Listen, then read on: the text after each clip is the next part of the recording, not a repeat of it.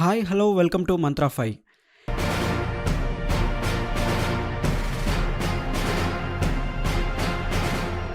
ఎన్నికల ముందు ప్రత్యేక హోదా ప్రాధాన్యత అంశంగా మారనుంది. గత ఎన్నికల ముందు సైతం ఈ స్లోగన్ బాగానే వర్కౌట్ అయింది. రాష్ట్రానికి ప్రత్యేక హోదా సాధించడంలో చంద్రబాబు విఫలమయ్యారని జగన్ విపక్ష నేతగా ఊరు వాడా ప్రచారం చేశారు. ప్రత్యేక హోదాతోనే ఈ రాష్ట్రం అభివృద్ధి సాధ్యమని, యువతకు పెద్ద ఎత్తున ఉద్యోగ ఉపాధి అవకాశాలు దక్కుతాయని చెప్పుకొచ్చారు. దీంతో యువత జగన్ వైపు మొగ్గు చూపారు. జగన్కు అండగా నిలిచారు.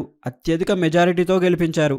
కానీ గత 5 సంవత్సరాలుగా ప్రత్యేక హోదా అన్న మాటనే జగన్ మర్చిపోయారు.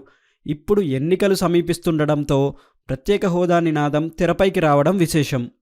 పీసీసీ పగ్గాలు తీసుకున్న షర్మిల ఏపీ సీఎం జగన్ను టార్గెట్ చేసుకున్నారు. వైసీపీ ప్రభుత్వ వైఫల్యాలతో పాటు అవినీతి, దోపిడీలను ఎండగడుతున్నారు.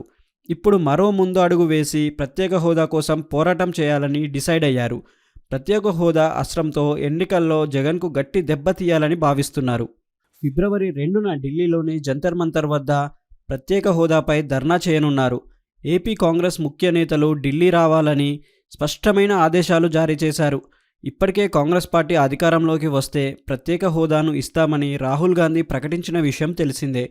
గతంలోనూ ఈ హామీ కాంగ్రెస్ ఇచ్చినా అధికారంలోకి రాకపోయేసరికి సాధ్యపడలేదు.